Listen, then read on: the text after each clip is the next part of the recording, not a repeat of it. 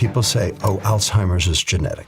Garbage. That genetic component is only 5%. So that means 95% of Alzheimer's risk is environmental. Air pollution, microplastics, ultra-processed food. And a paper just came out showing that sweetener consumption correlates with dementia. And we think we know why. And you've not talked about this publicly yet. No, let's talk. Dr. Robert Lustig is a world-leading sugar expert who's teaching the world how to reclaim their health from the industry that profits off your vulnerabilities.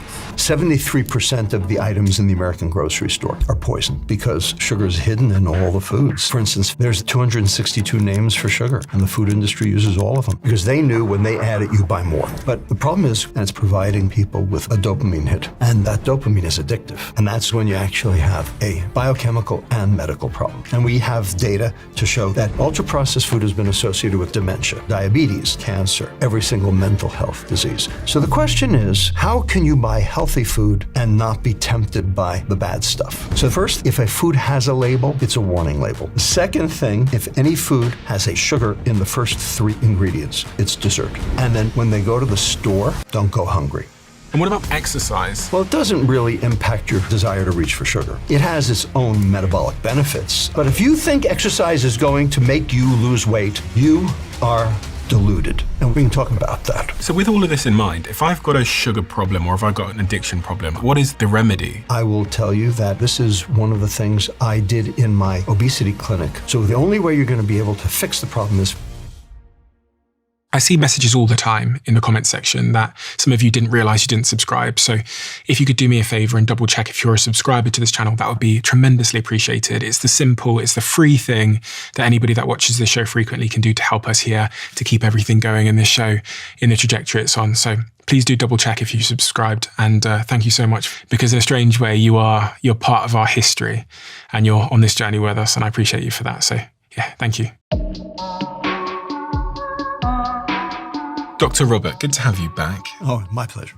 I am particularly fascinated by this term, hostage brain. I know you're in the early stages of working on a book about this subject, but for anyone that doesn't understand, so when I look at this word, the hostage brain, I think of all the times that I've been out of control. And when I say out of control, I'm going to let you define it, but when I say out of control, I mean there's so many things I want to do as it relates to my health, my fitness, other aspects of my life, whether it's avoiding eating the cookie at 2 a.m. in a hotel room somewhere, or other areas of my life where I want to have greater elements of control. What do you mean by the hostage brain? All of us want to be in control, Stephen. I mean, it's the nature of humanity. We want to be in control. We want to be in control of our lives. Unfortunately, many of us want to be in control of everyone else's lives, as we've seen play out on grand stages lately. Okay, everyone wants to be in control. And the reason we want to be in control is because then we can mitigate threat. When you're in control, then threat is low because you're in control. Problem is, we're not in control. The more in control, the more a specific area of your brain is basically glomming on. And that area of the brain is known as the amygdala. The amygdala is your fear center. It's also your 24-hour sentry. But really what the amygdala is, it's the point guard on your basketball team. Okay? So it surveys the entire court, sees the offense and the defense, and has to make split-second decisions. Who's going to score? Now, a lousy point guard takes all the shots. A good point guard passes off to the guy who has the best shot. A great point guard is going to be able to figure out if he's going to score or if he's going to pass it off to somebody else. If you're in control, okay, your level of threat goes down. But really, your control is an illusion. You really don't have control. And the more you try to exert it, the more you realize you're not in control. And what that does is that generates an enormous amount of stress and an enormous amount of pain. Now, that pain can turn inward, and we call that depression. And right now, 29% of Americans are depressed, and 4.4% of the entire world is depressed. These numbers were infinitesimal a generation ago. And they are basically, pushing up further and further. And the reason is because of this inappropriate illusion of control. And it's causing an enormous amount of pain. How do you mollify that pain? How do you basically deal with the psychological pain of lack of control that you yourself put upon yourself? Well, we have loads of ways. Cocaine, amphetamine, nicotine, alcohol, sugar, gambling, social media, internet gaming, pornography. Pick your poison. That's dopamine. Dopamine basically provides you with a little bit of pleasure on top of a whole lot of pain. The problem is that dopamine is addictive. And so when you apply a set of pleasures to try to deal with your pain of lack of control, that puts you into a never-ending cycle of consumption and misery. That's the hostage brain. What do I need to understand about dopamine in order to, because I think sometimes awareness is step one in being able to do something about a problem that you might have. So what do I need to understand about what dopamine is and what it's doing in my brain and how it's sort of associated with addiction to then be able to do something about it, which I consider step two? So dopamine basically has two functions. The first is learning. There's no learning without dopamine. Anytime you learn something, whether it's positive or negative, it's because there was a dopamine release. When you put your hand down on a hot stove when you were 3 years old and went, I'm never doing that again. Okay, that was dopamine that did that. Okay, and what it did was it went to your amygdala and it rewired it. That was a rewiring of your amygdala due to the excitatory neurostimulus of that dopamine affecting an area of your brain called the basolateral amygdala. Okay? And it laid down and it set up a circuit, and that circuit is still working in you right now. Okay? So dopamine is the learning neurotransmitter. It can be for negative learning, it can be for positive learning. Either way. Dopamine is also, when it's going to another area of the brain called the nucleus accumbens, which is the reward center, that is a stimulus for reward. That is the motivation for reward. That is, in one word, foreplay. Okay? That is the excitement, the reason for continuing any given behavior. Okay? You get both out of dopamine. Okay? And in short, small bursts in the right venue, that's how we navigate life. We navigate it through learning and we navigate it through reward. You can't do it without dopamine. Dopamine is good, unless it's bad. And as you know, everything in science is both good and bad.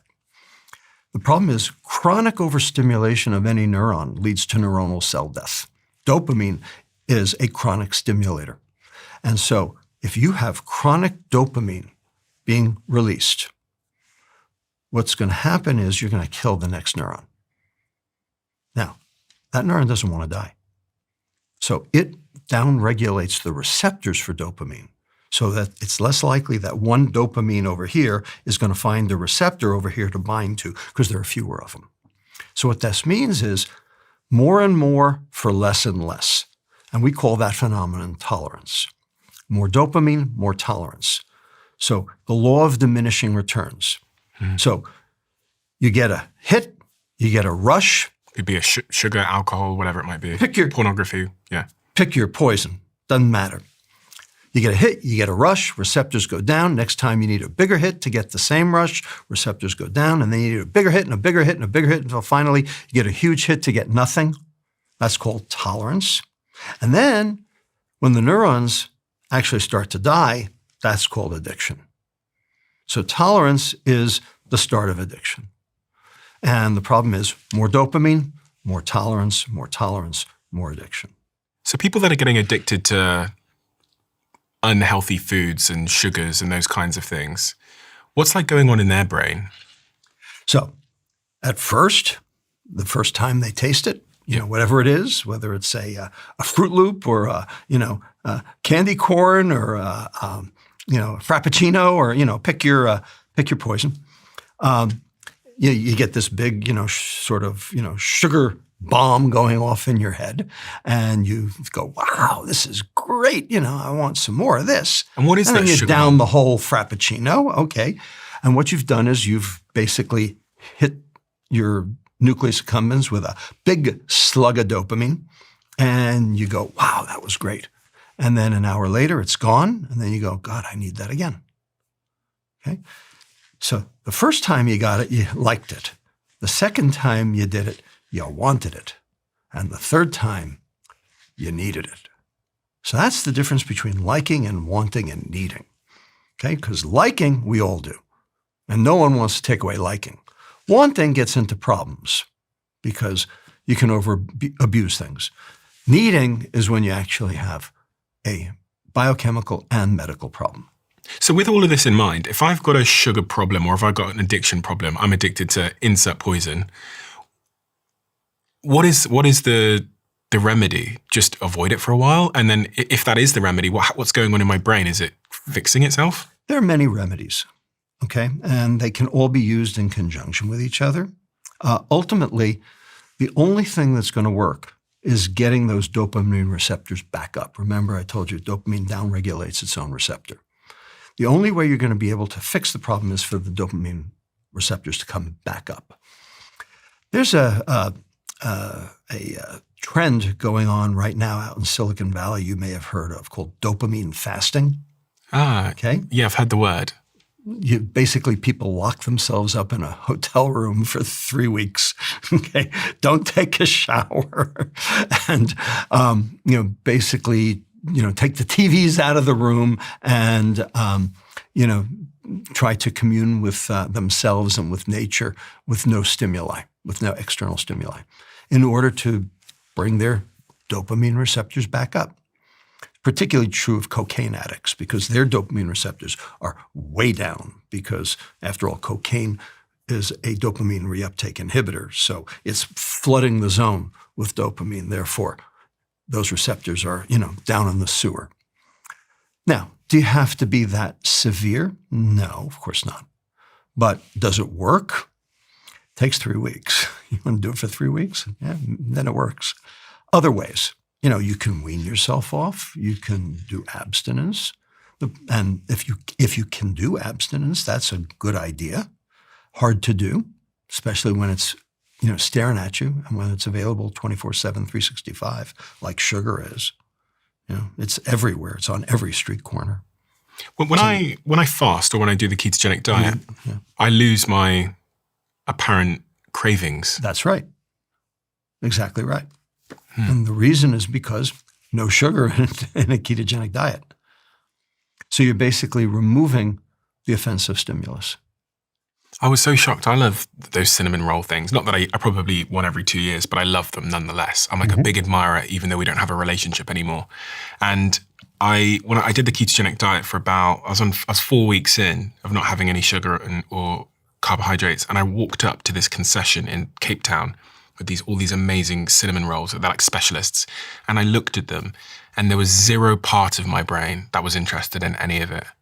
Zero part of my brain. And I was like, wow, my brain has been like rewired or something just because I've removed sugar from my diet. Yeah. It happens, but it takes a while. It's not something that, you can turn on and off. Okay. Yeah. It takes a fair amount of time. I will tell you that, this is one of the things I did in my obesity clinic, on a daily basis, was getting people off their sugar addiction. How did you do and sometimes you have to basically babysit them. You have to, work with them and work with their parents in order to, basically turn over the entire pantry, because the sugar is hidden in all the foods. I mean, there are 262 names for sugar, and the food industry uses all of them. This is why we are trying to get sugar addiction and ultra-processed food addiction codified by the WHO and by the American Psychiatric Association as a bona fide diagnosis so that we can get remediation and therapy for people. One of the things that was one of the most popular parts of our conversation last time, Robert, was there's a section where we talked about the different types of sugar and Diet Cokes and Coke Zeros and all these kinds of things. Yeah. You know, I can see a couple of cans on the desk over there where Jack is in the darkness that I can vaguely see. And these cans of fizzy drink, they all have some kind of sugar substitute. Yep. Are those sugar substitutes harmless? No, of course not. A paper just came out like 3 days ago in Annals of Neurology, basically showing that non-nutritive sweetener consumption, so diet sweetener consumption, correlates with dementia. And we think we know why. Why? Reactive oxygen species, so oxygen radicals, little chemicals that are given off from various substances that cause changes in energy metabolism in cells and also cause damage in cells. ROSs, reactive oxygen species. The famous ones are aspartame and sucralose. Now, do monk fruit extract, do stevia, does allulose also cause reactive oxygen species? I very specifically looked for data on those, could not find it. But for aspartame and for sucralose, the two biggest ones that are available today, the ones that are used in a lot of diet drinks, huge amounts of ROS generation. ROS? So, reactive oxygen species generation. So anything that generates ROSs contributes to dementia. Is the evidence strong at this stage? Yeah, it's pretty darn strong. I'm actually giving a talk about this next week in San Diego. I heard you've got a new theory on the causes of Alzheimer's dementia that's somewhat linked. This is it. This is it. Yeah. Can you explain that to me? And you've not talked about this publicly yet. You're set to talk about it in a couple of days, I hear. Let me take it back a step. Okay, there's this organelle inside our brains called mitochondria. You've heard of mitochondria. Yeah. For your audience, mitochondria are the little energy burning factories inside each of our cells. What they do is they take food energy and turn it into the chemical energy that your cell can actually use to power itself. Okay? And that chemical energy has a name. It's called ATP. Now, if you took biology in high school, you've heard of ATP, adenosine triphosphate. The energy is in the phosphate bonds. So ATP will give up its energy and go to ADP, diphosphate, which will then give up its energy and go to AMP, monophosphate, which will then finally go to adenosine. And adenosine binds to the adenosine receptor and makes you go to sleep. Mm-hmm. By the way, that's where caffeine works. It blocks the adenosine receptor, keeping you awake so that the adenosine can't bind to the adenosine receptor. Okay? So that ATP is the currency of the cell. That's what makes the cell run. Anything that depletes ATP is going to put the cell at risk. Mm-hmm. Okay? Because it doesn't have the energy it needs to run. Yeah, it's gasoline. It's like gasoline. So what happens when you start running out of gasoline? Well, you break down. You'll break down. So brain fog, difficulty concentrating, irritability, and ultimately all the way to depression. So the amount of ATP within any given neuron is the proximate cause of neuronal dysfunction that we see as neurocognitive and neurobehavioral change. Now, how do mitochondria and how do ROSs fit into this? Mitochondria make ATP, but every time they make ATP, they also make ROSs. There are 11 steps in mitochondria, and they all give off ROSs. Now, those ROSs are going to damage the cell. They have to be gotten rid of. They're like toxic fumes. They got to be gotten rid of. And so we have a pathway in each cell of our body to get rid of the toxic ROSs. Okay? They're called antioxidants, like glutathione, vitamin E, vitamin C, a host of other flavonoids. Okay, those basically quench those reactive oxygen species. They go to die. If you do that, then the ROSs basically just get funneled away and all is well and the cell can keep working.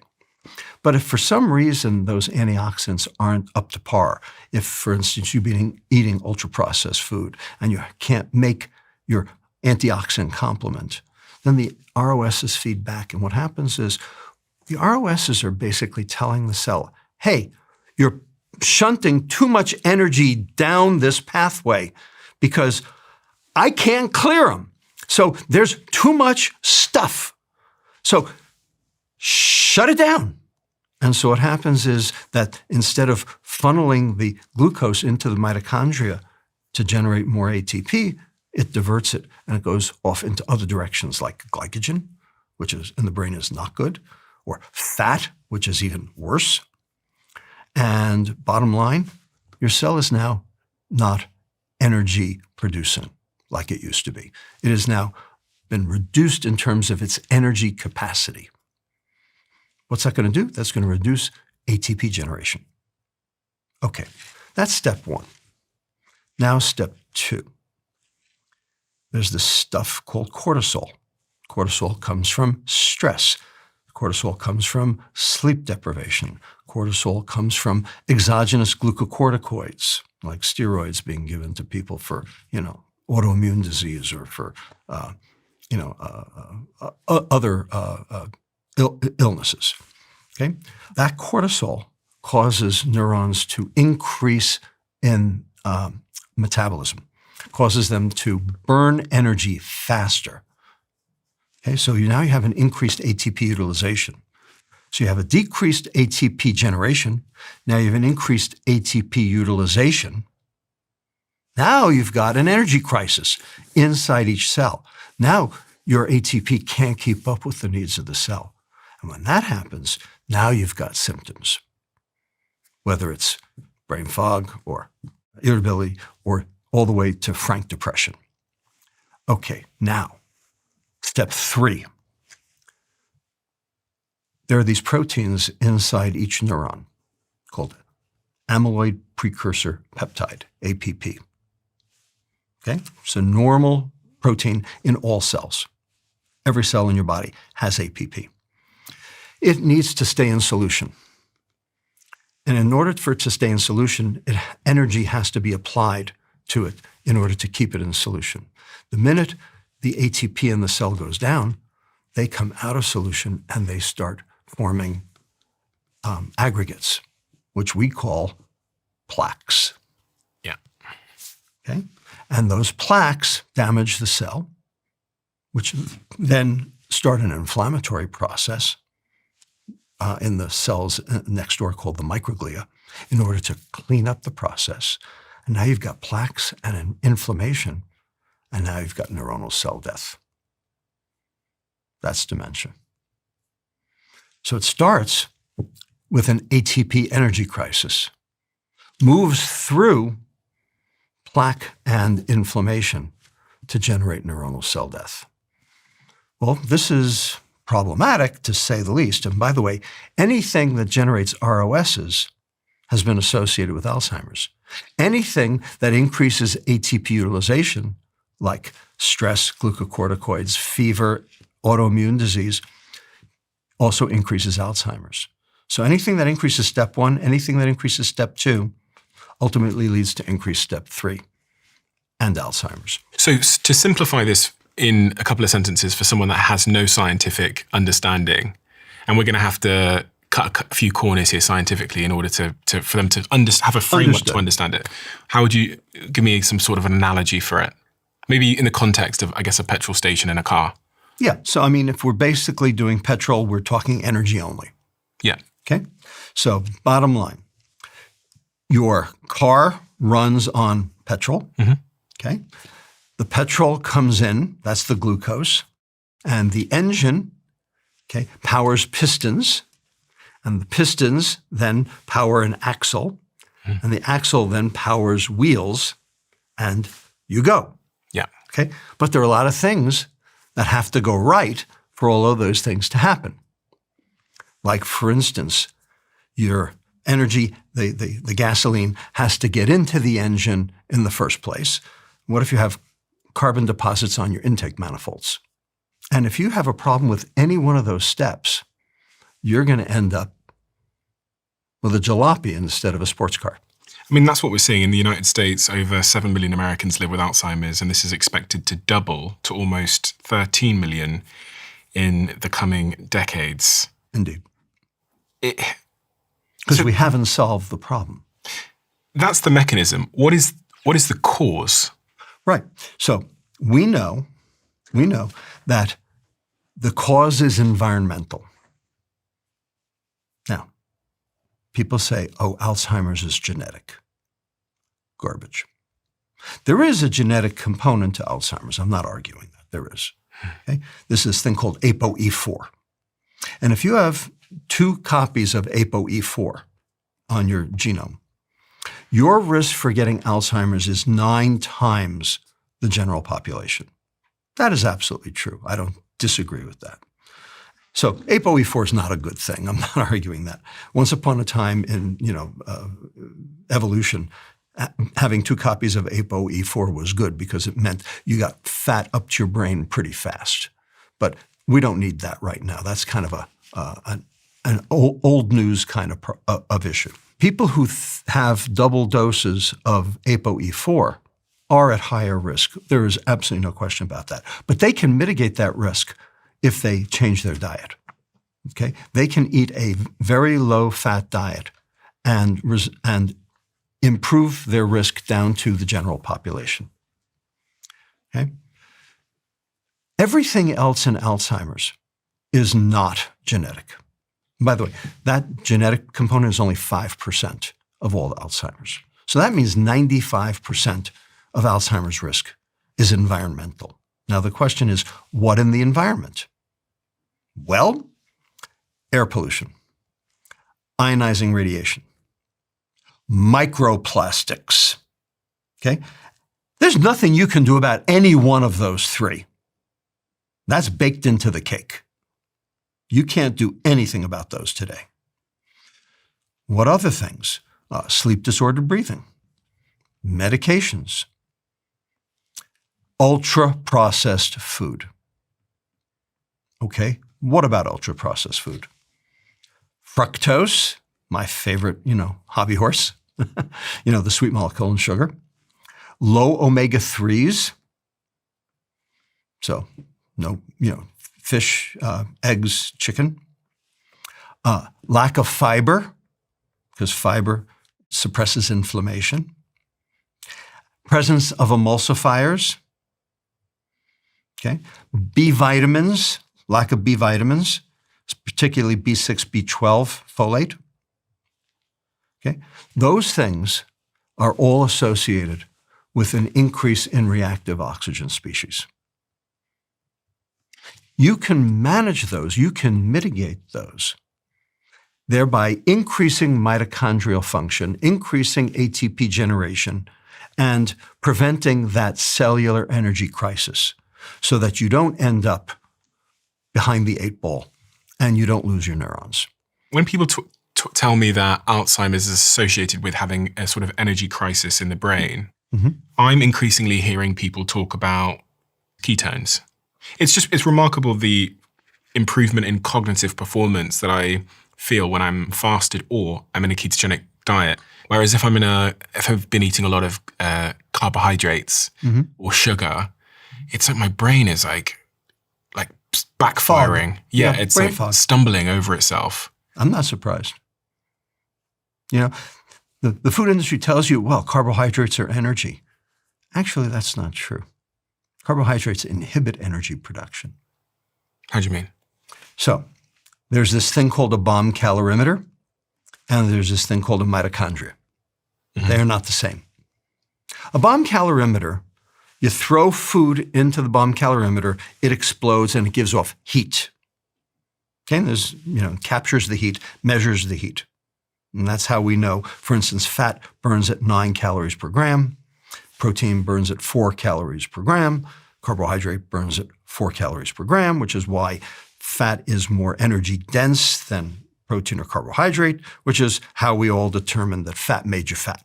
And the bomb calorimeter is also how they determine if a bag of crisps or chips, whatever you call it here, is 200 calories, because if you put them in there, exactly, it will release 200 calories of energy. Right. Because a calorie is that amount of energy that raises 1 gram of water 1 degree centigrade. Okay. So it is a measure of physics. Okay. So it's a measure of heat generation. Okay. Okay. Mitochondria are not bomb calorimeters. They are not capturing heat. They are giving off heat. They are capturing ATP. No bomb calorimeter captures ATP. Mitochondria capture and generate ATP. Mm-hmm. Now, turns out 35 to 40% of what mitochondria generate turns out to be heat. That's why you have a body temperature. Mm-hmm. It's from that. And so you will never have a 100% energy efficient mitochondrion, because if you did, okay, you would have a body temperature of, room temperature, okay, and you'd be dead. That's not the way it works. Bottom line, that transfer of food energy to chemical energy loses energy in the process, okay? The bomb calorimeter can't tell the difference, but your mitochondria can. Ultimately, it's how efficient are your mitochondria at converting food energy to ATP. The bomb calorimeter can't tell you anything about that.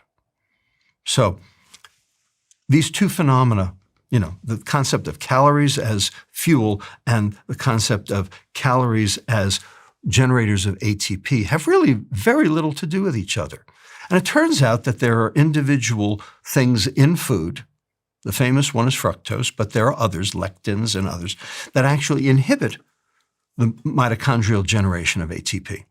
So they actually inhibit your ability to turn food energy into chemical energy. If that's the case, even if they have calories per gram in a bomb calorimeter, if they're interfering with mitochondrial function, are they food? What is the definition of food? Substrate that contributes either to growth or burning of an organism. Well, I just told you, fructose actually inhibits burning. Turns out, fructose also inhibits growth. It inhibits cortical bone growth, trabecular bone growth, cancellous bone growth. Bottom line, people who eat ultra-processed food end up shorter. We have the data for that. So if a substrate that passes your lips does not contribute to growth and does not contribute to burning, is it a food? I guess not. I guess not. What is it then? It's a poison. And how much of our diet do you think is poison? A fair amount. Ultra-processed food is loaded with them. Real food is not loaded with them. You can still find them, but not loaded with them. Ultra-processed food has, in my opinion, 5 things wrong with it. Too much sugar, which poisons your mitochondria. Not enough fiber, which is necessary to suppress inflammation. Not enough omega-3 fatty acids, which are necessary to build your brain and conduct neurotransmission. Too many emulsifiers, which leads to gut inflammation and therefore systemic inflammation. And then we can throw on top of that the food dyes and food additives, which are mutagenic because they're petroleum-based. That's ultra-processed food. Ultra-processed food has been associated with every single one of these diseases, including every single mental health disease, especially dementia, as we now have seen. Ultra-processed food is specifically associated with dementia, and even diet sweeteners are associated with dementia through this reactive oxygen species pathway. The sugar industry can't be your biggest fan. They're not. I'm trying to help them, though. I am trying to help them. Last year, not too long after we had our previous session, I was the keynote speaker at the 4th International Sugar Reduction Summit in Atlanta, Georgia. Daniel in the Lion's Den. And, why would they invite me? I am, I'm their conscience. I told them, I said, I don't want to be your enemy. I want to be your conscience. I want you to do the right thing. Okay? Ultimately, look, ultra-processed food's not going away.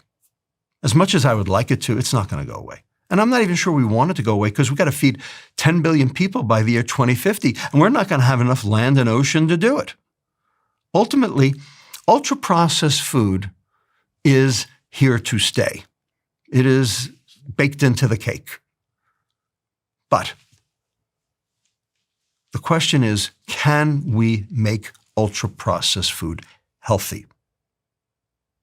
Right now, they're not. Right now, what's going on in the U.S., food industry is doing the exact opposite. It's making food disastrously disease-producing. The question is, could you change that? And the answer is, yes, you can. In fact, we've done it. We have been doing it. 5 years ago, I started working with an offshore food company, gratis, by the way, no money changed hands. And so they came to me and they said, look, we know we're part of the problem. We want to be part of the solution. We know that Kuwait has an 18% diabetes rate and an 80% obesity rate, and we don't want to be the reason. We want to be the help. Can you help us figure out how to make metabolically healthy processed food? So I convened a scientific advisory team of 5 members, and we worked for the next 3 years, looked at every single process, every procedure, every vendor, every ingredient, every product, sent them all for biochemical analysis to figure out what's going into the food, what's coming out of the food, is the food metabolically healthy, what has to be done, how does it need to be re-engineered to lead to something that is metabolically healthy. And we came up with a set of principles, which we published in Frontiers in Nutrition in 2023. And we call it the metabolic matrix. And we basically collapsed it down to 9 words. 3 clauses, 9 words. Protect the liver, feed the gut, support the brain. That's it. Those 3 things. Anything that passes your lips, that protects the liver, feeds the gut, supports the brain, is healthy, whether it's ultra-processed or not. Anything that passes your lips that does none of the 3 is poison, whether it's ultra-processed or not. So it's actually not the ultra-processing, it's whether or not it contributes to metabolic health. So then we started re-engineering products in the KDD line, and they have 180 items in their portfolio. We have re-engineered 10% of them, 18 products, to become metabolically healthy. And we have tested them on people in Kuwait to demonstrate their metabolic benefit. And they are on the shelves now. But is there a trade-off there? Because those products might sell worse now that you've removed the stuff that makes them addictive. No. So we didn't tell the public that we were doing this. We just did it. And they just introduced them to the public and didn't tell them. And they didn't miss a friggin' beat in terms of sales and in terms of profits. But Don't tell them, and it works. Logically, though, the bad stuff often makes the food more addictive. And that's why this is so cool. It didn't change consumption, and it didn't change profits. And that's what they care about. Ultimately, they don't care if consumption changes as long as profits don't. This can be done by other food industries. We're trying to get them on board. And, I have lots to say about RFK, but he has at least convened a discussion on what's wrong with ultra-processed food, and we're hoping to be able to enter that conversation. RFK is the health leader, I guess. Head of Health and Human Services here in the United States. You have a lot to say about him. I have boatloads to say about him, most of which you can't print. What's your general opinion of him and his role and what he's doing, etc.? I've been asked to serve in this administration 4 times, and I've said no each time.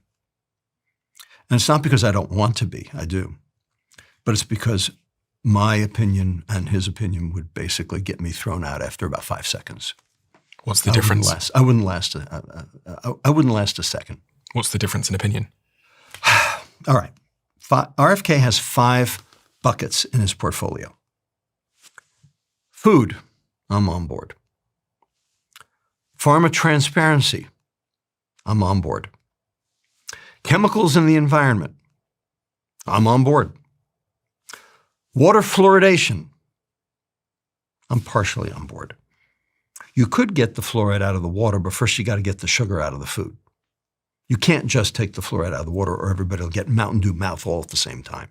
And that would be a complete and utter disaster. Has to be done in a coordinated public health, PSA-driven campaign with everyone on board, including the food industry and the medical profession and government. And to explain that, there's fluoride in the water in the United States because there's so much sugar. There's so much sugar in the food. You wouldn't need fluoride in the water if you didn't have sugar in the food. Just explain this. So the United States put fluoride in the water to stop dental caries. Which protects people's teeth. The point is that only half the countries in the world have fluoride in the water. The others don't. And the reason is because they don't have sugar in the food. The only reason you need to put the fluoride in the water is because the sugar in the food causes the dental caries. Now, the fluoride reduces the prevalence of dental caries by about 30 to 40%. Dental caries? Cavities. Cavities. By about 30 to 40%. Now, the problem with fluoride is at high dose, it can be a neurotoxin.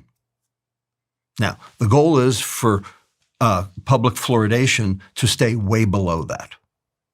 Now, do they? Not really. Sometimes they go above.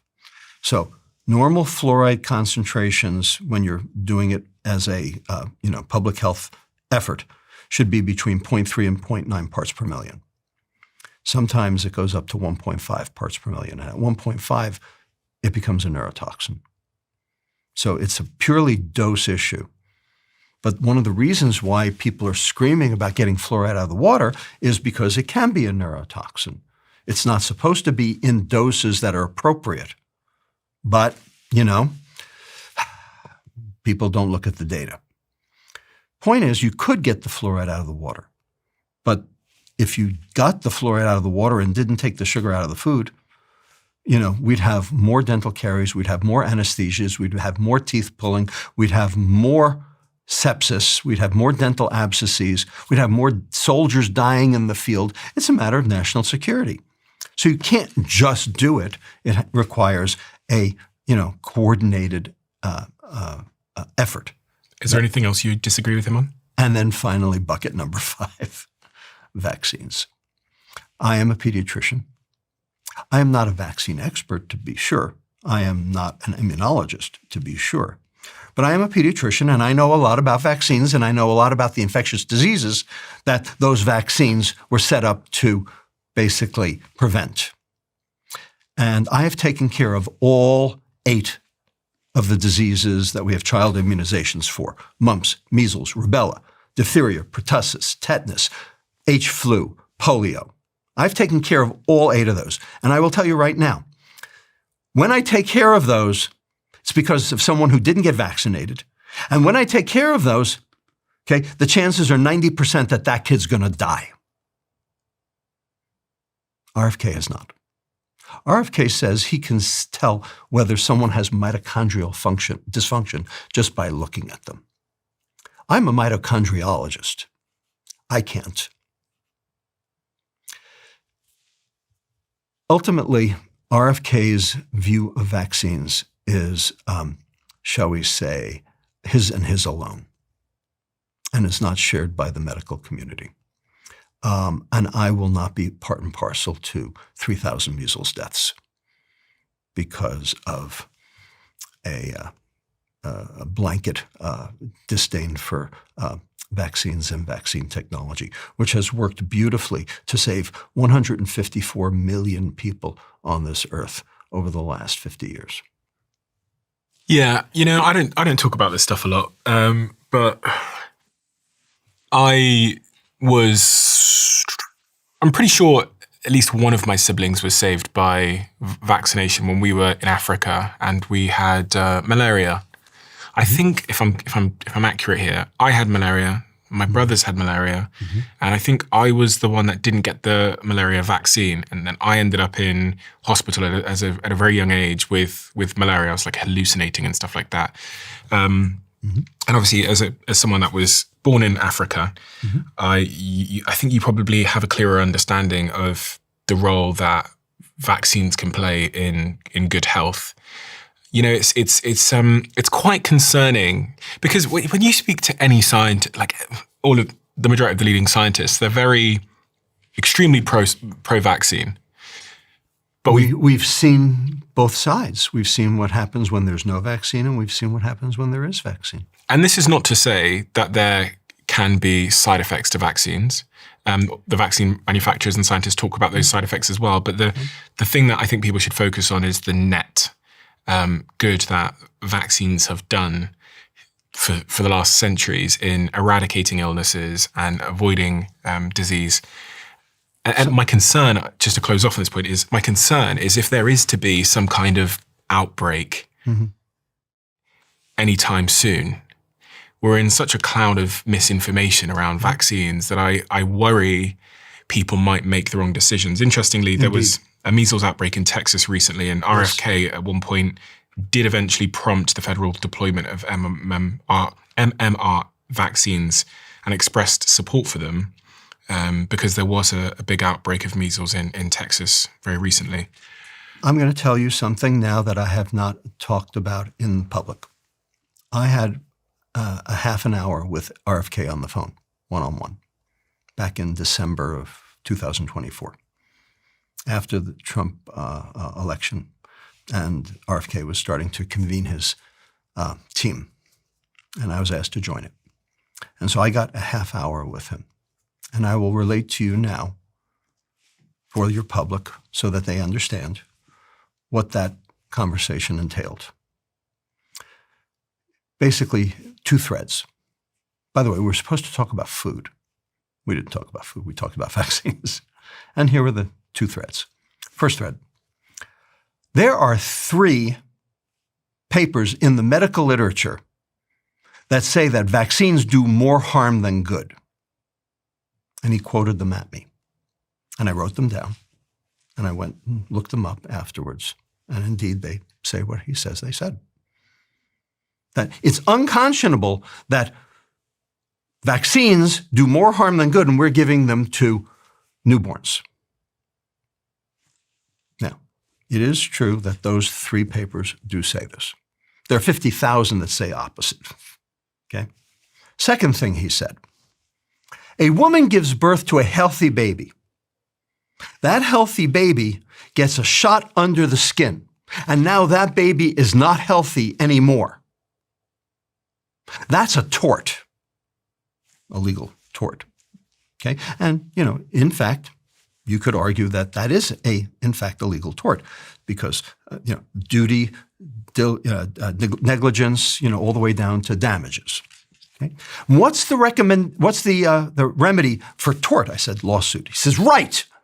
But that mom can't sue because of the Vaccine Indemnification Act of 1986. So that mom basically has a damaged baby and no recourse. That's unconstitutional. Those were the 2 threads of our half-hour discussion. Now, everything he said is absolutely true and irrelevant. They demonstrate, basically, confirmation bias. And he's a lawyer. He believes in precedent. I'm a doctor. I believe in probability. There's always a risk-benefit ratio, unless you're a lawyer, in which case there's only risk. And that's how he sees the world. He sees the world as risk. I don't. I wouldn't have lasted 5 seconds. I think we're both on the same page in terms of making sure people have the right information as it relates to probability. Everything we do in our life is a factor of probability. Whether I got in a taxi to come here this morning, I understood the probability of that taxi crashing into another car, but I decided to get in the car and come here anyway. We all deal with these, risks every single day. I want to say on this point of vaccines that there's obviously it's become quite a political issue, and there's two sides, and one side, which is more of the RFK side, is incredibly skeptical, and they have their opinion. Then there's the other side, which tends to be dominated more by the scientists. I interview scientists a lot, so I know that pretty much everyone I've interviewed that's a scientist would agree that there are side effects, but net vaccines are very positive. It depends on how you look at it. Okay, if you look at it through a public health lens, okay, the vaccines do more good than harm. And if you look at it from a purely individual lens, then you say, wait a second, I didn't get the disease, but I got the shot, and I have a vaccine injury, therefore I have been subjected to a tort. I would just like to close this section by telling people that if there is a health crisis in the near future, some kind of viral outbreak like we saw with the pandemic, to make sure you get your information from sources that are highly credible. And those sources should not include, frankly, they should not include podcasts. No, they shouldn't. They should not include social media. They should include places like, I'd recommend checking out a website called Consensus. I have no affiliation with them, but Consensus allows you to type in a question you have about health, vaccines, whatever it might be, and it shows you what the sort of peer-reviewed studies say and what the consensus is. So, for example, I was using the website a couple of days ago to try and understand something. And I typed in, is this particular thing healthy or unhealthy? And it comes up with this bar. The team will show it on the screen. And it shows you how much of the scientific research supports that idea. So it said like 70% of the scientific research says it was positive. It said 25% said it was neutral, and 5% said we kind of don't know, or negative. And I think that's a really great tool because there's so much information out there, and there's so many studies, and there's one study that says this and another that says this. So using tools like that, I think, is a much better way to make your health decisions than podcasts like this, or TikToks or Instagrams or tweets. Because another thing I want to say is, you might not know this, and I'm just speaking directly to my audience here, but you're currently in an algorithmic echo chamber. And if you want to know what I mean by that, is the algorithm that you have on any of your feeds has been personalized to give you more of the stuff that either scares you, frightens you, concerns you, etc. And if you want to prove this, go and ask your best friend or someone else, a member of the public, to look at their feed. I remember probably 2 years ago, I asked my best friend if I could just look at his Twitter feed, and it was completely different from mine. Yes. For one, there was no Manchester United and it was all Liverpool. But then all of the information was completely different as well. And so we're living in these echo chambers where misinformation or things we believe is being reinforced positively or negatively. So you need a strategy for information, especially as it relates to health. I couldn't agree more. The fact of the matter is, these algorithms are designed to keep you engaged. They are not designed to keep you informed. It's just that simple. The other problem, of course, is confirmation bias. If you have confirmation bias, you will only seek out the information that reconfirms your bias. And that's what's about to happen. That's what we didn't used to have, but that's what we have now. That's what's about to play out in the comment section whenever we talk about subjects like vaccines, is there'll be a group of people who have their own opinions on it, and you're entitled to your own opinion, and they will go at war to confirm and prove that opinion. And there'll be another group of people that have a different opinion, and they'll go at war to confirm that opinion. What I love, and hopefully what I think my audience understand me for, is I try and remain open-minded. And that's like a really fucking hard thing to do these days. It's hard to do, yeah. I saw a journalist the other day, they said, they were trying to place me politically. And they said, we think Stephen is apolitical. And I think that's probably an apt description of my opinions because I would consider that a high compliment. It's an amazing compliment. I have views, but I don't sign up to any particular cult is the way I'd describe it. And you're in a cult when your views 99% represent the person who's also in the cult, because logically that should never be the case. That should never be the case. I agree. Cults are part and parcel of society, unfortunately. I've watched so many entrepreneurs treat sales like a performance problem when it's often down to visibility. Because when you can't see what's happening in your pipeline, what stage each conversation is at, what's stalled, what's moving, you can't improve anything and you can't close the deal. Our sponsor, Pipedrive, is the #1 CRM tool for small to medium businesses. Not just a contact list, but an actual system that shows your entire sales process, end to end, everything that's live, what's lagging, and the steps you need to take next. All of your teams can move smarter and faster. Teams using Pipedrive are on average closing 3 times more deals than those that aren't. It's the first CRM made by salespeople for salespeople that over 100,000 companies around the world rely on, including my team who absolutely love it. Give Pipedrive a try today by visiting pipedrive.com/CEO. And you can get up and running in a couple of minutes with no payment needed. And if you use this link, you'll get a 30-day free trial. I want to get really tactical here with the person that's listening right now, and they have me and you in their ears, and they know that sugar is bad. They know ultra-processed food is bad. They still are struggling with a little bit of fat, other sort of diseases. They're probably on the trajectory to some form of chronic disease, maybe Alzheimer's, maybe dementia, maybe a form of cancer. Yeah. What do we have? If we're talking direct, let's name her or him. Let's call her Jenny. Jenny's listening right now. Jenny and Dave. They're both sat there. They're the average American. What do we say to Jenny and Dave to get them to change their lives? The first thing that you have to say to them is, who are you? Do you know? Do you know who you are?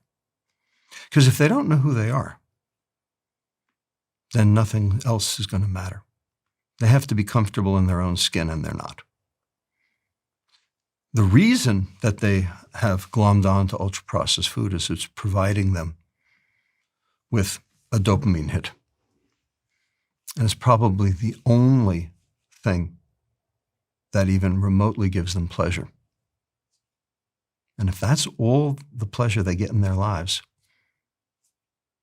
you're never going to fix it because that's all they've got. So the question is, sorting your priorities at the individual level. What's important to you? What's of primary importance? Love, relationships. What's of secondary importance? Pleasure, food, drugs.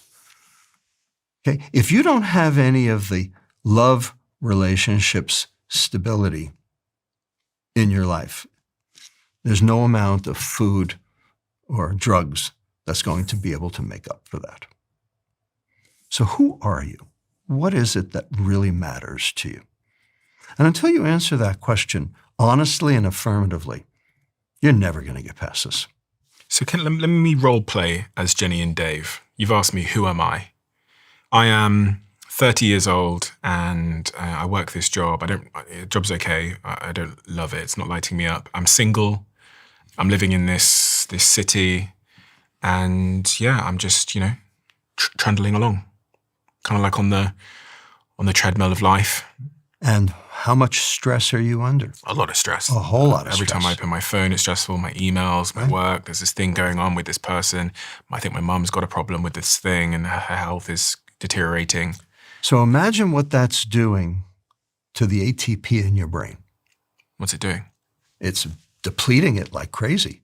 Number one, you have mitochondrial dysfunction from all the shit you ate and from the, unfortunately from the air pollution you've been breathing and from the microplastics, that have basically taken over your brain. 1/200th of your brain right now, Stephen, is microplastics, whether you like it or not. So Jenny and Dave probably have more, okay? And you eat well, they don't, all right? So here we are. This is the substrate. This is the base. The question is, how are we going to improve their ATP generation? How are we going to improve their mitochondrial function? How are we going to get their neurons to start responding properly? That's the question. And do you aim at stress as part of the solution? Yes, of course. You have to. How can you not? Let me give you another quick clinical vignette. Recently, I had the opportunity to have an extended conversation with a hero of mine, Dr. Vivek Murthy, who was the former Surgeon General of the United States. And we were in London together. And I finally sat him down and I said, Vivek, I love your, espousing of love, that we ultimately need to love each other to get over these systemic societal travails, that love is what's missing. Here's the problem. You can't love if your brain is inflamed. You can't love if You can't love if your brain is inflamed. Of course, the reason for the inflamed brain is the ultra-processed food and all the things we talked about, the reactive oxygen species, the cortisol, et cetera, that we talked about before. So are you saying people that are metabolically unhealthy, that have inflamed brains, that are under stress, have a reduced ability to love? Yes, that's exactly what I'm saying. They can't love themselves and they can't love anyone around them. Explain the science there. Serotonin. What is serotonin? Serotonin is a neurotransmitter that is necessary for eudaimonia, for being able to be content. Oxytocin is the love neurotransmitter, the reproduction neurotransmitter, the safety neurotransmitter. Okay, the cortisol causes the methylation of the oxytocin receptor. So now the oxytocin can't work, so you can't feel safe. And the serotonin is necessary to basically suppress that inflammation in the amygdala that's actually causing the buckshot, that the inability to surgically strike, like we talked about before, being that lousy point guard. So I said to him, you can't love if your brain is inflamed. And he thanked me, and I thought that was the end of that, and I'm not going to bother him anymore. 2 weeks ago, I got an email from Vivek saying, I've thought about what you said, and I'm halfway through your book, and let's talk. You can't love if your brain is inflamed. I was just looking at a study that says high cortisol levels in a mum during pregnancy can affect the baby's oxytocin receptors, meaning they'll feel less safe. Exactly right. And it's epigenetic. It happens even before birth. I'm trying to play out, so I'm trying to form a couple of hypotheses here around what this might mean in practice. So, in the case of the mother, if the mother was under a lot of stress that resulted in cortisol, then the baby's oxytocin receptors, which are the bonding chemical within humans, the bonding hormone, is going to be depleted. So if I had a really stressful mother during my conception, whatever that... During pregnancy, during gestation, yeah. There's a causal probability that I might be less good at bonding with people. There we are. That's exactly what we're saying. But I guess also that can take place after pregnancy, whereas I'm chronically stressed. It's a continual process. The question is, can it be undone? And the answer is yes, but with a lot of work. And you have to have the baseline substrate to be able to do it. There's a bit of what's the term when something becomes a little bit self-fulfilling, where it kind of... Tautology? What I'm saying is, if someone's lonely, extremely lonely, and they are in a single apartment alone, which is increasingly a lot of people, yes, then I've read basements. Yeah, well, but even in major cities like London and New York, etc., so many people live in a little shoebox alone. Yep. Yes. And I saw the studies that show the average person used to have X amount of friends to turn to in a time of crisis. Now they have, on average, it's like 1 or 0. So loneliness is up. And then I also saw some research that said when people are lonely, their body goes into a state where they sleep worse, they're more stressed, they're more bitter to people. Yes. And I can't remember the term for that, but it's like this heightened sensitivity. And the thesis is that once upon a time in an evolutionary context, if you lost your tribe, you would have to be more on edge to survive. That's your amygdala. And if that's the case, then it means that it would suggest that if you're lonely, you're higher stress. Yes. But if you're higher stress, you're more likely to be lonely. That's right. That's the vicious cycle. A vicious cycle. That's the term I was looking for. That's the vicious cycle. Absolutely. I couldn't agree more.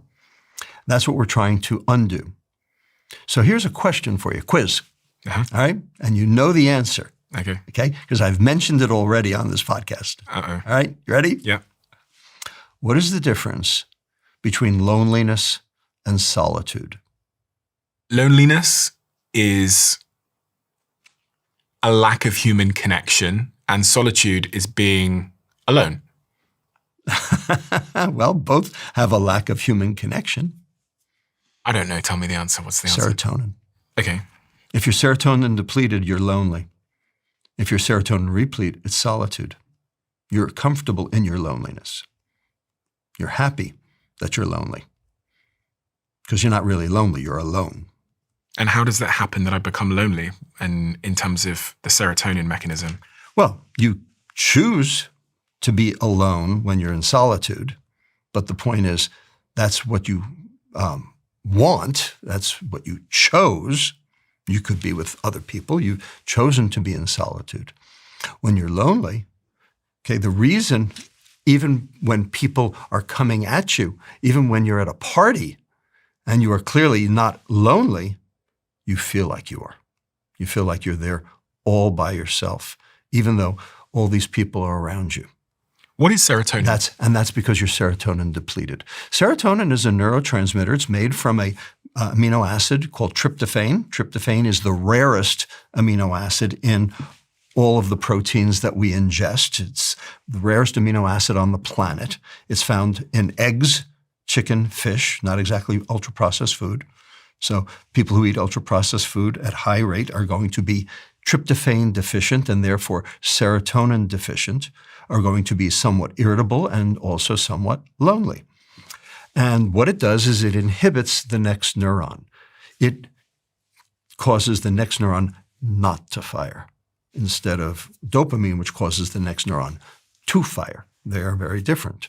And serotonin, when it's at normal dose, gives you a feeling of contentment.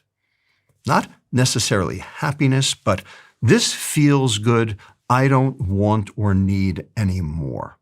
So it's almost the opposite of dopamine. It's the exact opposite of dopamine. Dopamine is this feels good, I want more.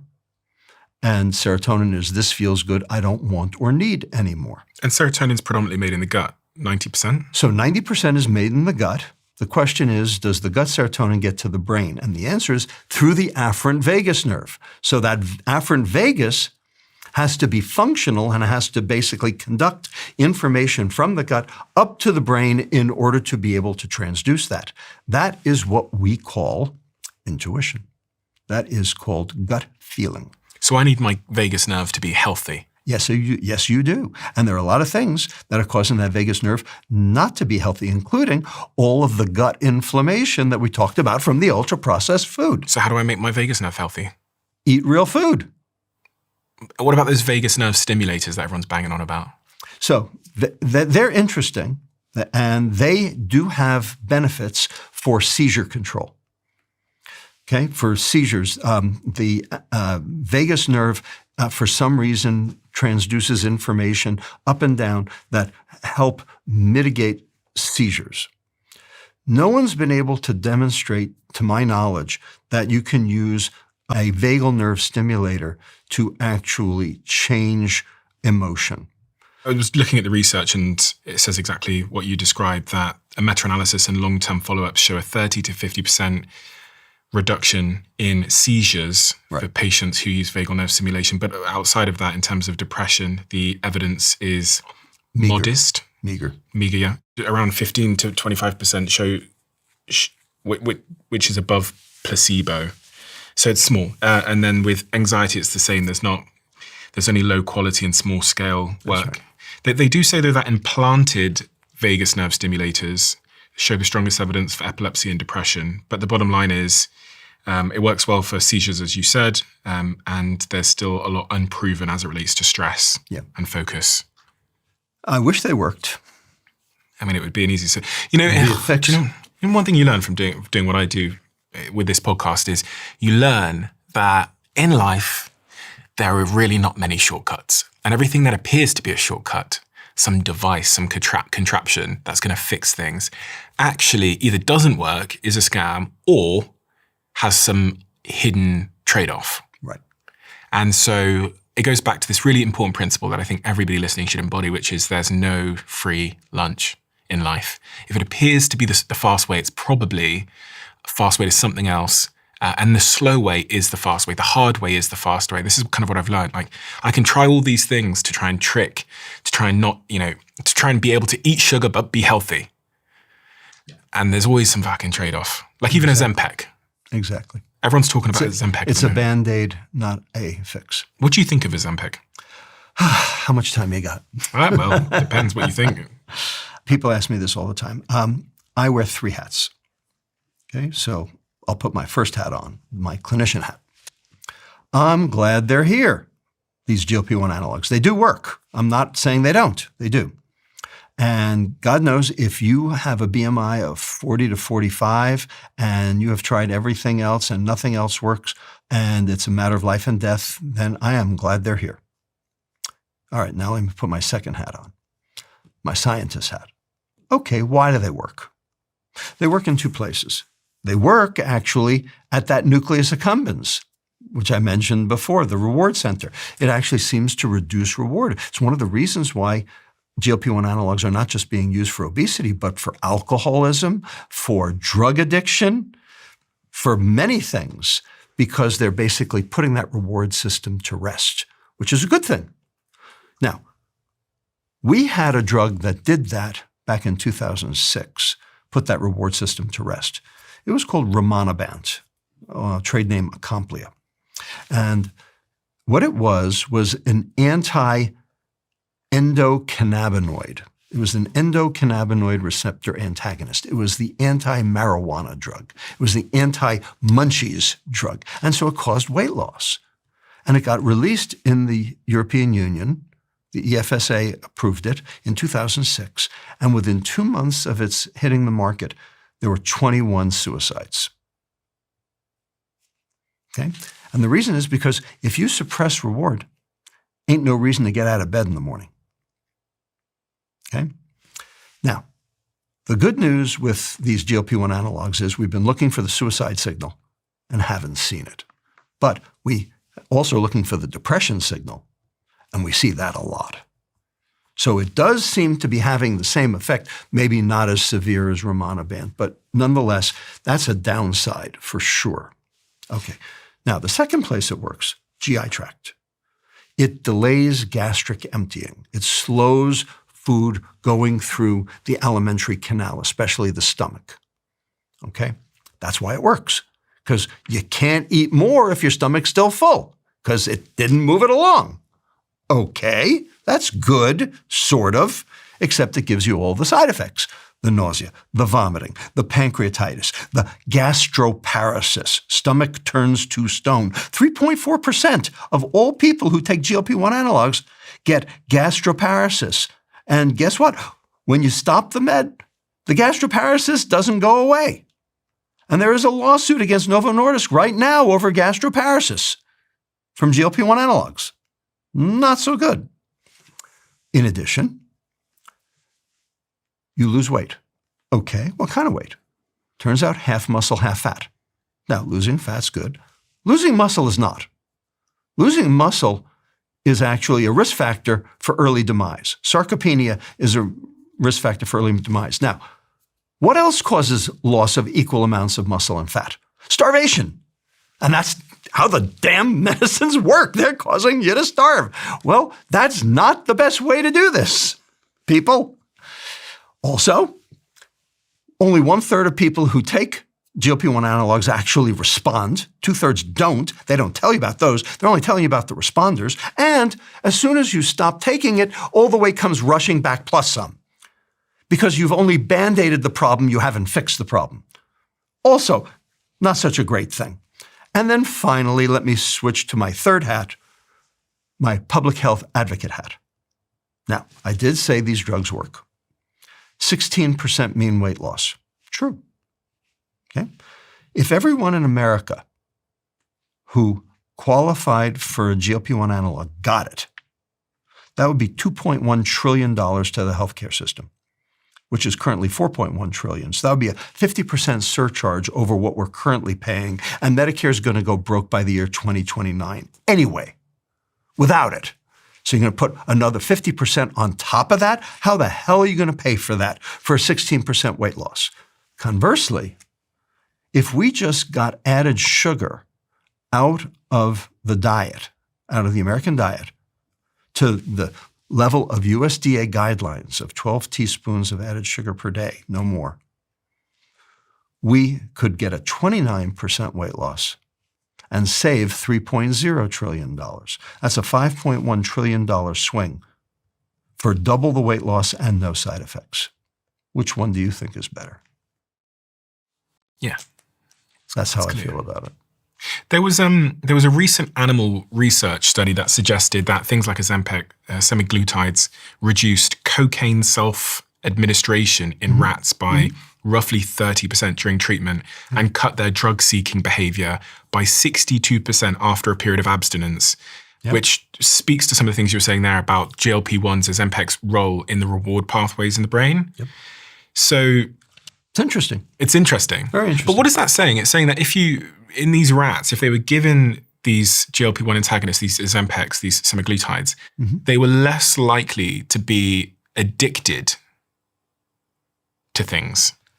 Yeah. I mean, to cocaine. I wouldn't say less likely to be addicted. They're already addicted. They're basically choosing not to continue to consume. And again, we don't know if they're addicted. They're rats. But their behaviors suggest that they're reducing the consumption of the addictive substance. And what is this suggesting? This means that the GLP-1 is doing what? Well, number one, maybe the reason that they're not consuming more is because their stomachs aren't moving. If your stomach's not moving, you don't want to take any more, do you? Maybe, yeah. Maybe it's that. We don't know. That's one possibility. There's no question that the nucleus accumbens has GLP-1 receptors. The ventral tegmental area has GLP-1 receptors. And I actually gave a talk at the California Society of Addiction Medicine on Ozempic. So we know what, the data show. We're still, researching this and trying to investigate it, figure out what it is. That also wouldn't explain the alcohol story because alcohol is not food. It's liquid. So it's a little different, and it definitely reduces alcoholism, alcohol consumption. So there does seem to be an effect. Understanding what dopamine does from what you said earlier, it would appear that then these like GLP-1s, the Ozempics, are dampening dopamine's release in some way because the rats, when you talked about motivation and dopamine, the rats are less motivated to go and get more cocaine. Correct. And that very well may be a good thing. And for certain people, I think we can absolutely use that phenomenon to assist them. Perhaps that will be a good way to help with drug interdiction. Could that also mean that I become less motivated, period? Yes. That's not good. Yes. That's what I'm worried about. Going back to Jenny and Dave. Jenny and Dave both have a little bit of extra weight on them. We've talked about, really interestingly, the whole idea that serotonin, connection, love plays in a tremendous role. And stress. And so Jenny and Dave now, they're going to be thinking about their relationships and friendships and going to that run club as a way to help them downstream with addictions and other things they're struggling with. Mm-hmm. Is there anything else that Jenny and Dave, who represent the typical American, need to know to maybe shed some of that body fat? Number one, ultra-processed food is obesogenic.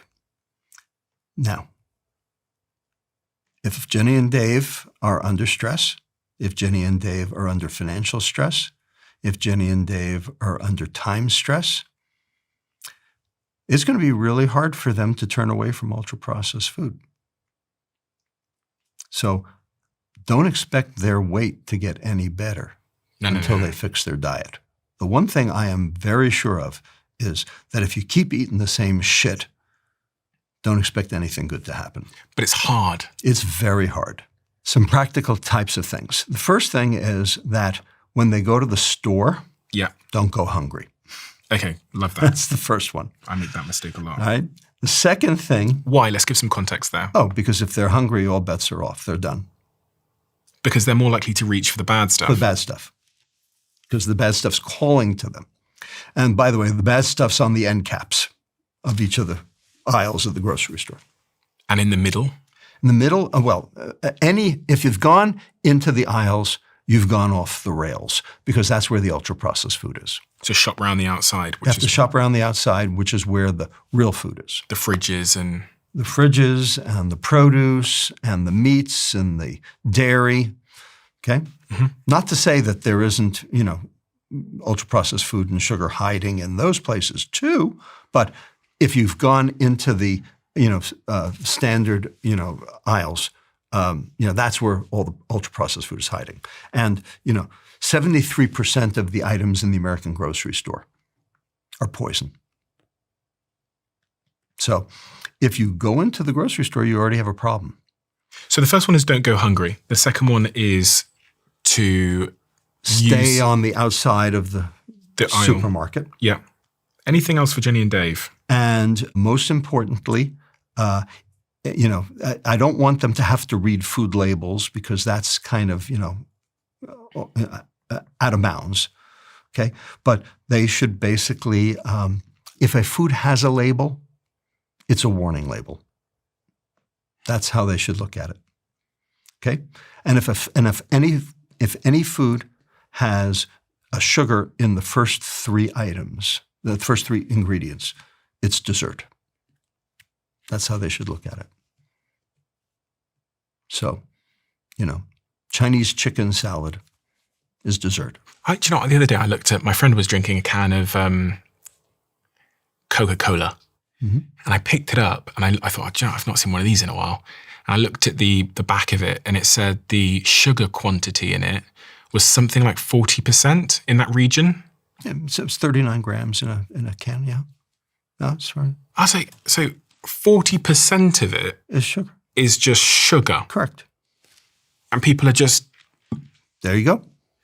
No wonder. Well, that's why we have a fatty liver disease pandemic. And sugar's fundamentally linked to things like cancer as well, right? Yes, absolutely. And we know why now. We know how, through what mechanisms. What are the mechanisms? For cancer? Yeah. Okay. So first of all, anything that makes insulin go up increases your risk for cancer because insulin is a growth factor. Okay. Secondly, because insulin causes mitochondrial dysfunction. Okay. It increases these other phenomena, like for instance, the pentose phosphate shunt and the Randle cycle and the de novo lipogenesis, which is what cancer cells need to be able to multiply and divide. Okay, so it's basically feeding the cancer.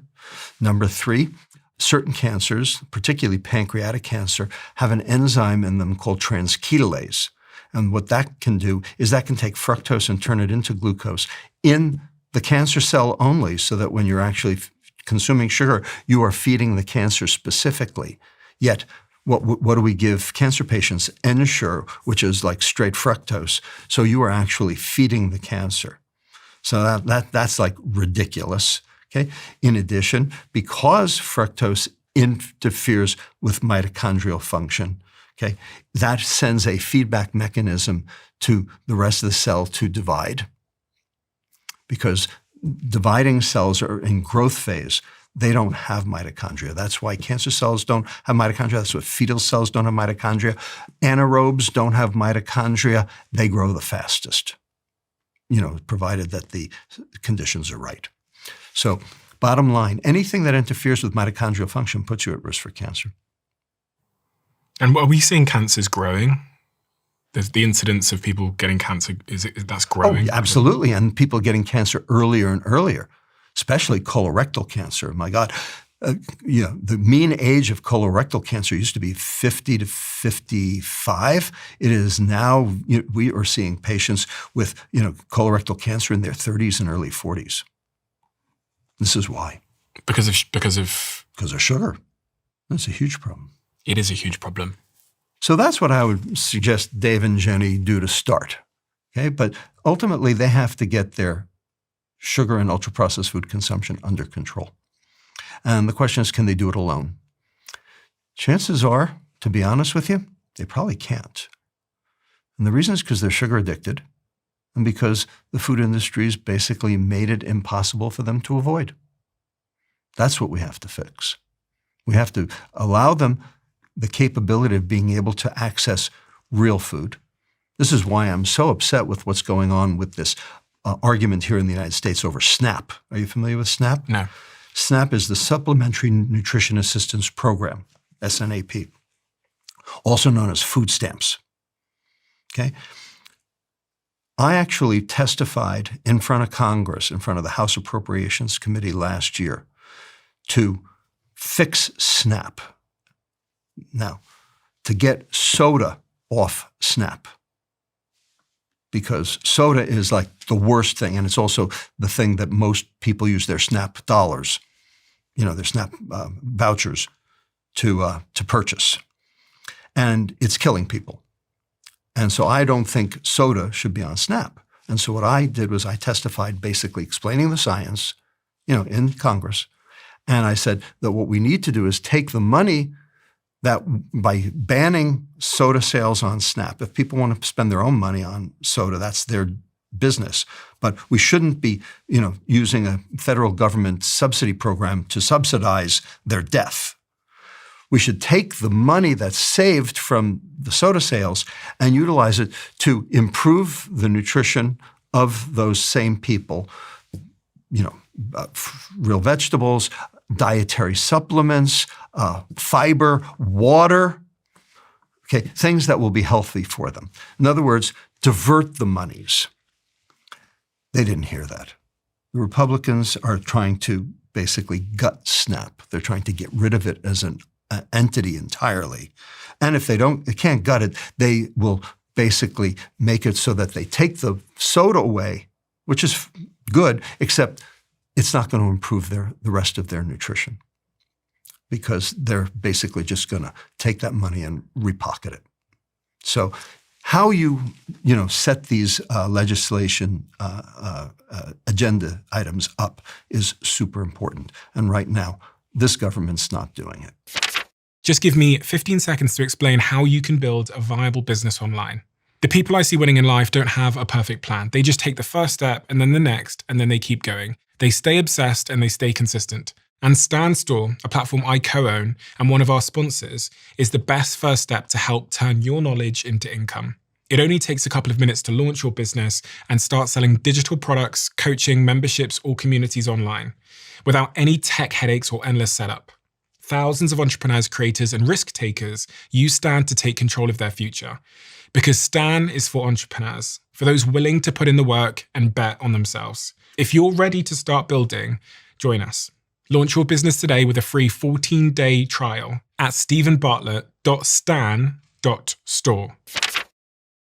The messages and emails that you get from people that have heard you on podcasts or have read your books or seen your work in other places, what is the typical question that those people asked? If you had to summarize the question into one question, what is it that people ask you the most?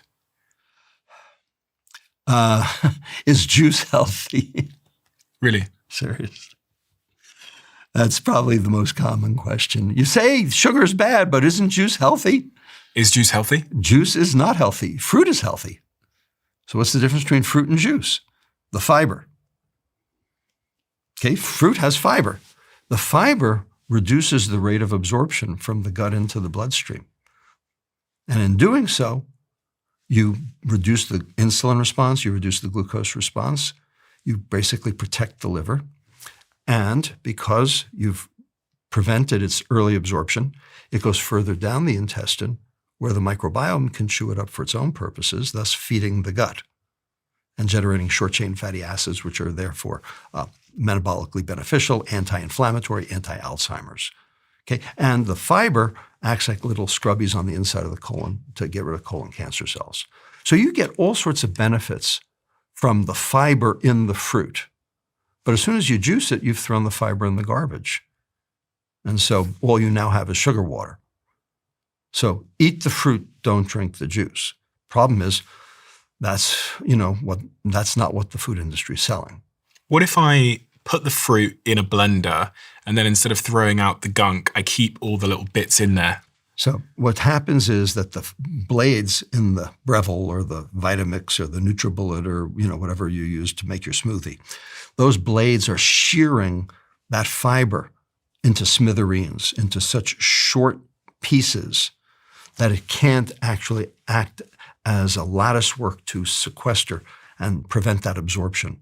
So the rate of absorption in the intestine is just as fast, and so the fructose and the glucose will still get to the liver just as fast as it did before when it was juice. So that's not the answer. So making a smoothie out of it is not the answer. I was looking at the top comments from our last conversation, and they're all extremely, I'd say similar, but they're all incredibly inspiring. Someone here's written the top comment, which I shall record the screen so Jack can throw it on the screen. It says, Stephen, I discovered Robert 3 years ago after my doctor told me I was pre-diabetic. 3 years on, my blood levels are completely normal and everyone tells me how good I look recently.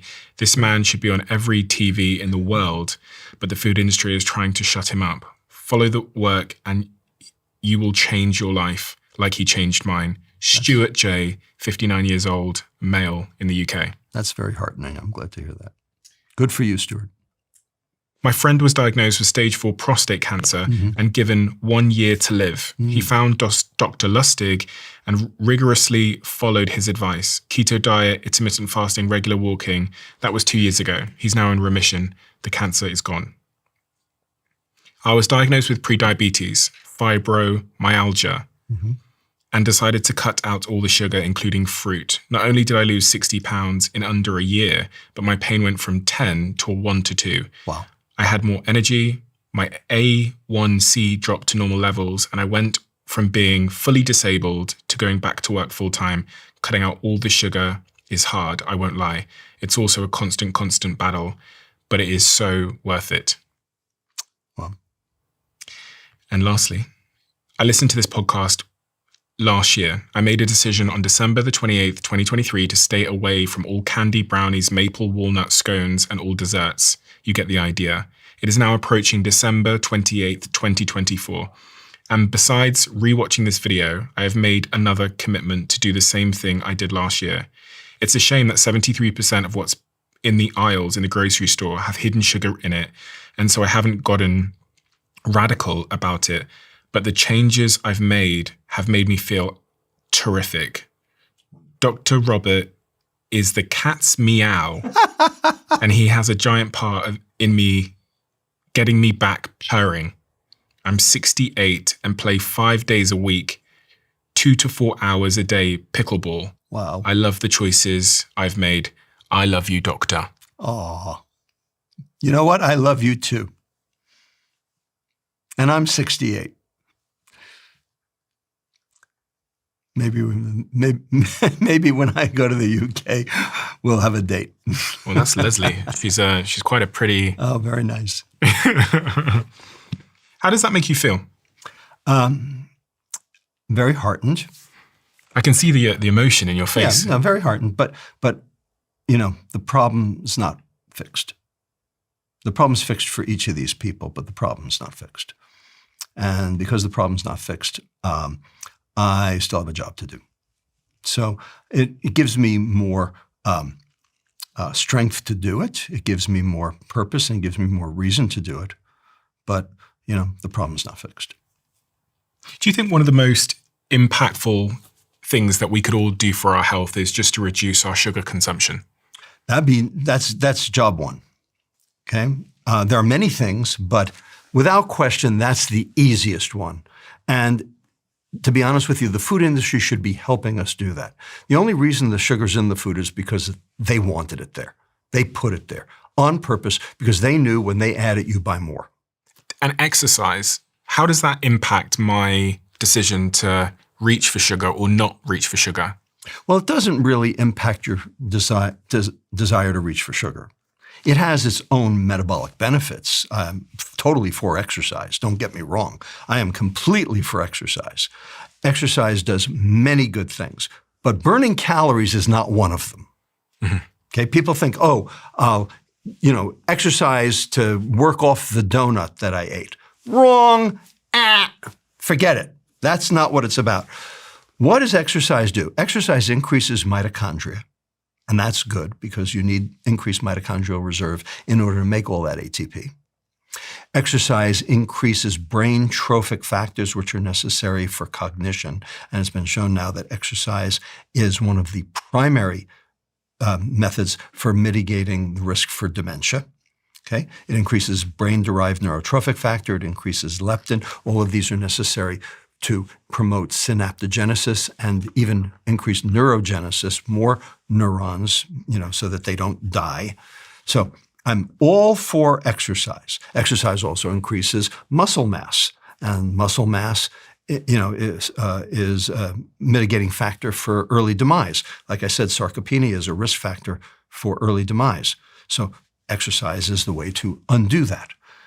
Having said that, none of that had anything to do with weight loss.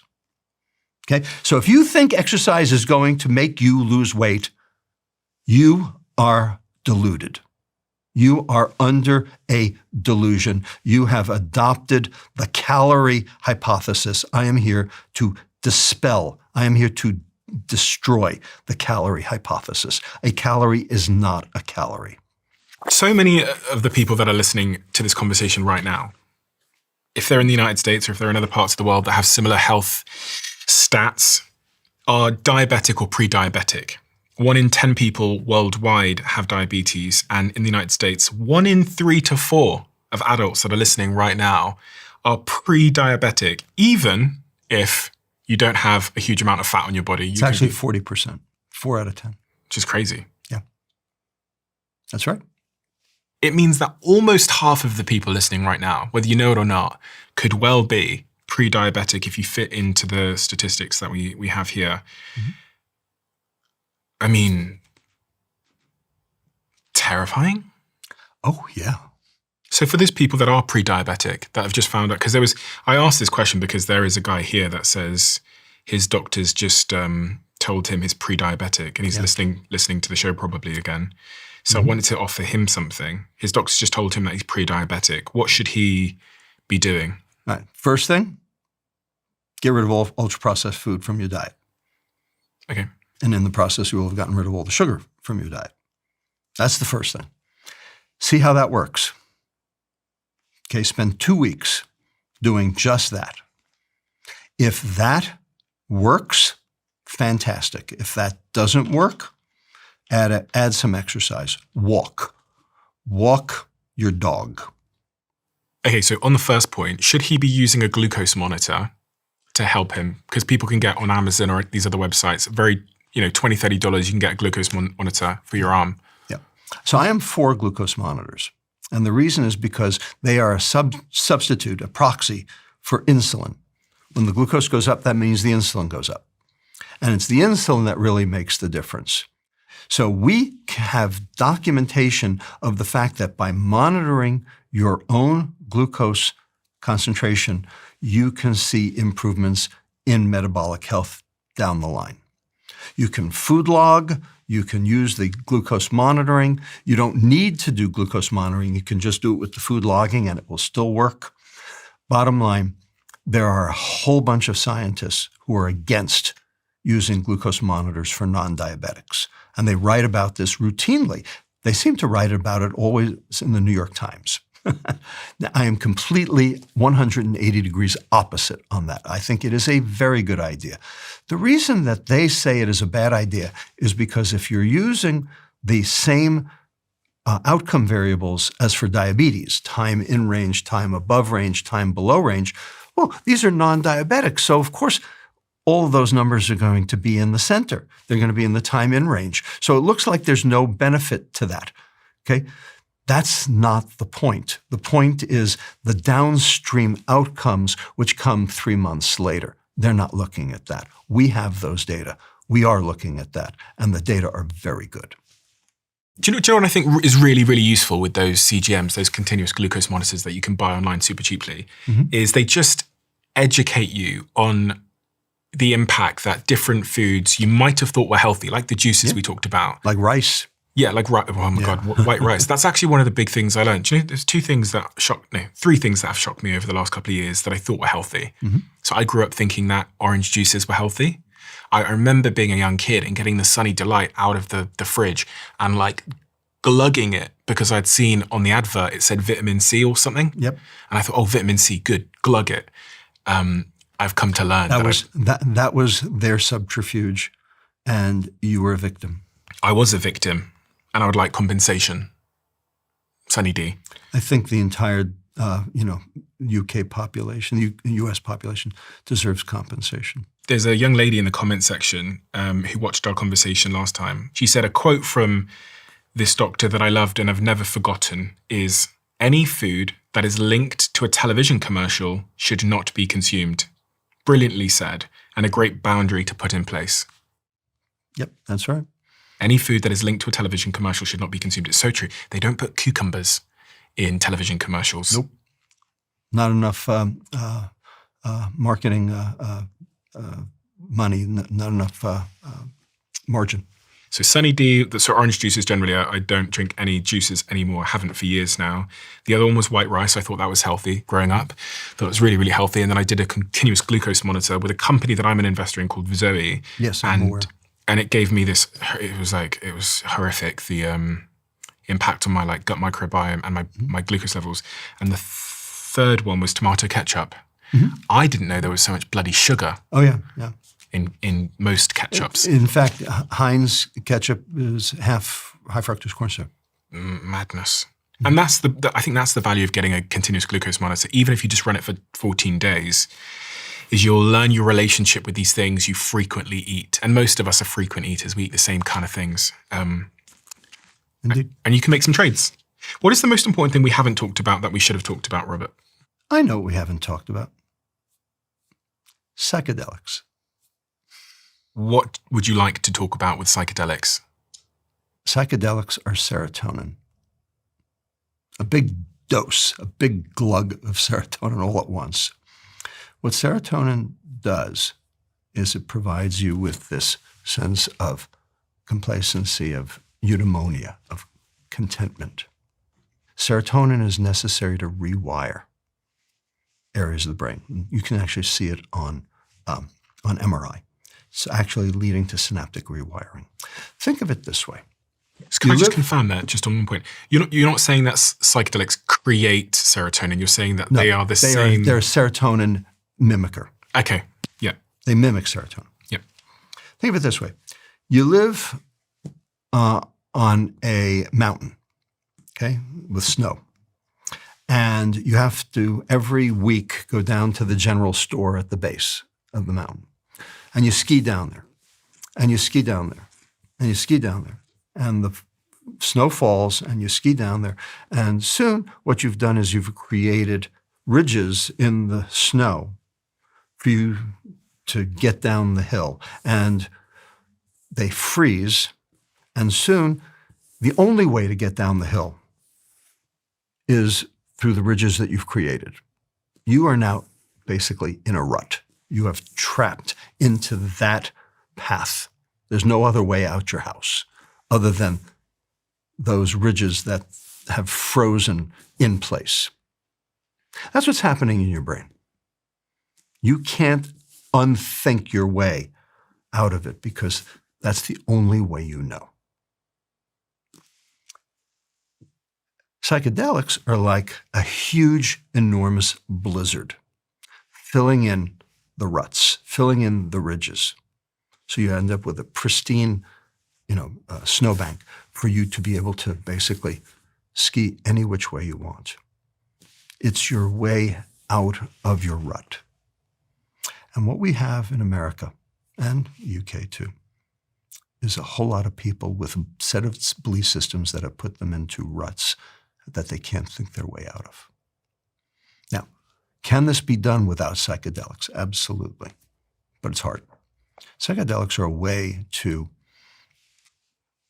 shall we say, hack that belief system concept and allow you to rethink your own life and the life of the people around you and how you interact with them. And we need more research in this to solve mental illness and also improve the well-being of sizable proportion of the population. I'm a big fan of the research taking place in the psychedelic field. I actually spent a year of my life in what I believe is the biggest psychedelics company in the world as an investor, and then as a director in a capacity where I was helping to drive fundraising through marketing, and then the company is now a public business that's doing a lot of the clinical studies. So, which one is it? It's a Thai Life Sciences. I'm obviously Compass Pathways as well. I'm an investor in that company, and I'm a big fan of what MAPS are doing as it relates to using these molecules for mental health disorders and treatment-resistant depression, PTSD, anxiety, etc. And it's so shocking to me that it's taken so long to... Yeah, well, they got a bad rap from Nixon, back in the 1970s. I understand why. By the way, no one should do psychedelics alone. Yeah. You do them with a guide. You do them with someone you completely trust, where safety is paramount. Yeah. And they can be really remarkable. And we talk about set and setting, which is yes. Hopefully they'll be done in clinical settings with as you say, with a practitioner. Yes, that's the only way they should be done. Dr. Robert, we have a closing tradition on this podcast where the last guest leaves a question for the next, not knowing who they're leaving it for. I knew it was coming. Yes, you did. Looking at your life and the lives of others, how would you describe the journey of life and how to approach it? When you come out of the box, when you're born, okay, you already have neurons and synapses and neural pathways that have developed even though you've had no experience. The experience will either solidify those or destroy them. Ultimately, those turn into belief systems. Almost every belief system that you thought you understood about how the world works is wrong. You have to be open to the fact that all the things you thought were true aren't. And if you're that open with yourself, you will know yourself. And if you know yourself, you can be happy.